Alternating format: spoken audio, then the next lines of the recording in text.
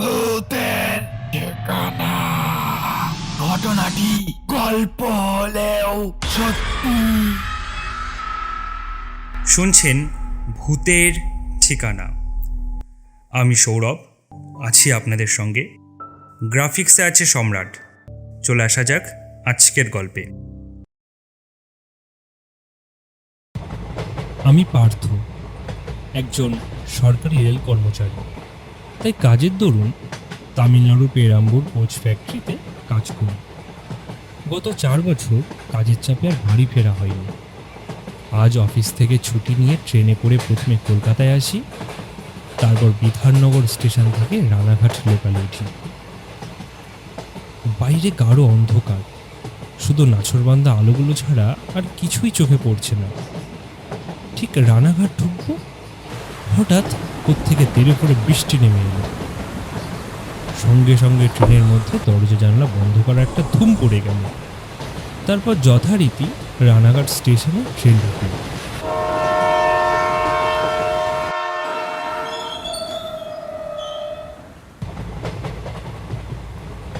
Train থেকে নেমে দেখলাম স্টেশনটা পুরো ফাঁকা। দেখে মনে হচ্ছে যেন এখানে বহু বছর কোনো মানুষের আনাগোনা নেই। হয়তো এত বছর পর আসলাম, সেজন্য এরকমটা আমার মনে হচ্ছে। এত রাতে এখানে তেমন কোনো ভ্যান রিক্সা পাওয়া যাবে না, তাই আমি নিজেই হাঁটা শুরু করলাম। স্টেশন থেকে আমার বাড়ি 2 কিলোমিটার পথ। এখন বর্ষাকাল, সদ্য মৌসুমি বায়ু পরিপুষ্ট হয়ে এসেছে। জাম পাকার মতন কালো মেঘ সকাল থেকেই ঘিরে ধরেছে। মাঝে মাঝেই চলছে অঝোর বর্ষণ। দিনটা শুক্রবার, তবে প্রকৃতি দেবী অতটা নিরাশ করলেন না। বৃষ্টিটা একটু কমে এলো, তাই ছাতা নিয়ে অনায়াসে যাতায়াত সম্ভব হলো। বর্ষায় গ্রামের রাস্তাগুলো অত্যন্ত কর্দমাক্ত হয়ে গেছে। চারিদিকে ব্যাঙের ডাক আর কচু গাছের পাতায় জমে থাকা জল যেন একটা শান্ত পরিবেশের আভাস দিচ্ছে। বহুদিন পর নিজের বাবা মা আর স্ত্রী শর্মিষ্ঠার দেখা পাবো, এই বিশাল আনন্দে আমার মন আজ আত্মহারা হয়ে উঠেছে।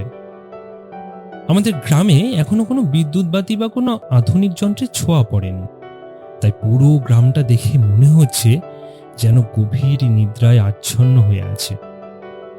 একদিকে ঠান্ডা শীতল বাতাস, অন্যদিকে কাদামাই মেঠো পথ। তার মধ্য দিয়ে আমি চলেছি নিতান্ত একা। হাঁটতে হাঁটতে বাড়ির কাছে আসলাম। বাড়ির কাছে এসে দেখি সামনের দেওয়ালগুলোতে শ্যাওলার আস্তরণ পড়ে সবুজ হয়ে আছে। পেছনের আম গাছটা শুয়ে পড়েছে পাঁচিলের ওপর।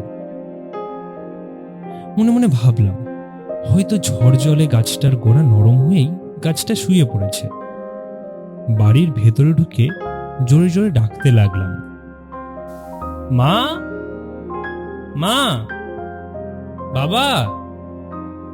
কারোর কোনো সাড়া নেই।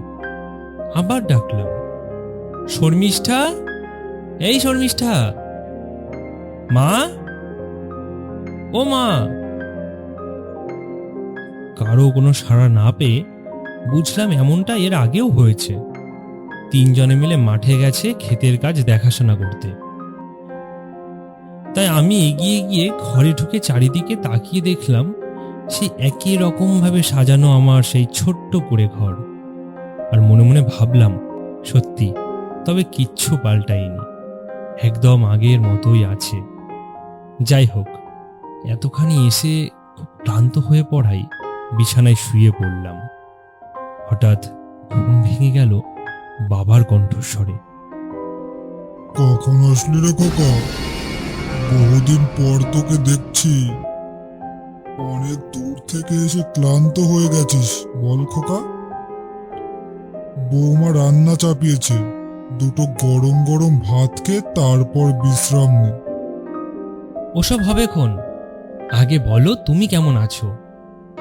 তোমার কোমরের ব্যথাটা কমেছে এখন? হ্যাঁ হ্যাঁ, ওটা একদমই নিঃশেষ হয়ে গেছে। বাহ, এ তো খুশির খবর। আর মা, শর্মিষ্ঠা, ওরা কই? ওরা কেমন আছে? ওরাও খুব ভালোই আছে। আচ্ছা আচ্ছা, দাঁড়াও, আমি একটু শর্মিষ্ঠার সঙ্গে দেখা করে আসি। বাইরে বেরিয়ে দেখি শর্মিষ্ঠা উনুনের সামনে বসে রান্না করছে। কি গো, কেমন আছো? ও কোনো সাড়া দেয় না। ভাবলাম অভিমান হয়েছে বোধহয়, আবার ডাকলাম। কি হলো, কথা বলছো না যে? বড় রাগ হয়েছে? জানো আমি তোমার জন্য কি নিয়ে এসেছি? থাক, এখন না, পরে দেখাবো। দেখলাম তাও কোনো কথা বলছে না। বাইরে একটা হ্যারিকেন জ্বলছে, চারিদিকে রাতের নিকষ কালো অন্ধকার। বাবা, তুমি তো আমার উপর হেব্বি রেগে আছো দেখছি। দাঁড়াও, এক্ষুনি তোমার রাগ ভাঙাচ্ছি। সামনে উনুন জ্বলছে, আর তার সাথে কড়াইতে কিছু রান্নাও হচ্ছে। বউয়ের রাগ ভাঙানোর জন্য আমি সামনের দিকে এগিয়ে গেলাম, আর দেখি ওর পা দুটো জ্বলন্ত উনুনের মধ্যে।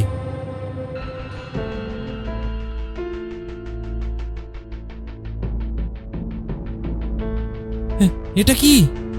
তুমি ওগুলো কি করছো? কি কি হয়েছে তোমার? তখন আস্তে আস্তে ওর মাথা তুলে আমার দিকে তাকিয়ে জোরে জোরে হাসতে লাগলো। আমি এই দেখে ভয়ে কয়েকটা পা পিছিয়ে উঠোনে চলে আসি। উঠোনে আসতে আমি ধাক্কা খাই কিছু একটা সাথে। পিছন ঘুরে দেখি বাবা ও মা দুজনে দাঁড়িয়ে আছে সেই আম গাছটার সামনে। তাদের চোখ দুটো যেন আগুনের ভাটার মতন জ্বলছিল। তারা আমাকে দেখে জোরে জোরে হাসতে লাগলো। কি হচ্ছে, কি হচ্ছে এসব? তোমরা তোমরা হঠাৎ করে এরকম হয়ে গেলে কিভাবে? কে তোমরা? আমার বাবা মা কোথায়? আমার স্ত্রী কোথায়? কে তোমরা? আমরা তোর বাবা মারে খোকা, আর ও তোর স্ত্রী। একদিন ঝড় বৃষ্টি রাতে আমরা গেছিলাম মাঠে পাকা ধানগুলো গোলায় তোলার জন্য, আর তারপর একটা প্রবল জোরে বাজ পড়ে, আর আমরা তিনজনে মারা যাই। তোকে জানানোর কোনো সুযোগ হয়ে ওঠেনি, তাই আর কেউ তোকে জানাতে পারেনি। আমাদের আত্মা এতদিন তোকে দেখার জন্য অপেক্ষা করছিল।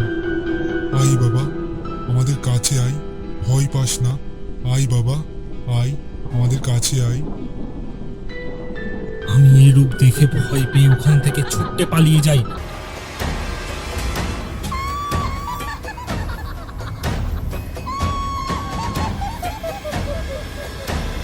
ছুটতে ছুটতে একটা উঁচু পাথরে বাধা পেয়ে আমি মাটিতে পড়ে যাই, আর আমি জ্ঞান হারিয়ে ফেলি। আমার আর কিচ্ছু মনে নেই। জ্ঞান ফিরলে দেখি আমি বিছানায় শুয়ে আছি।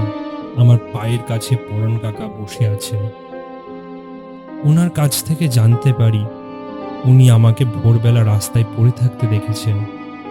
তারপর আমাকে ওখান থেকে উদ্ধার করে নিজের বাড়িতে নিয়ে আসেন। খুবই দুঃখজনক পার্থ। 6 মাস হলো তোমাকে আমরা পাড়ার সবাই মিলে চেষ্টা করেছিলাম খবরটা দেওয়ার, কিন্তু শেষ অবধি হয়ে ওঠেনি।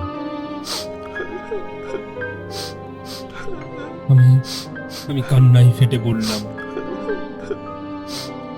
কেঁদো না পার্থ, তোমাকে দেখার জন্য ব্যাকুল হয়ে উঠেছিল ওরা।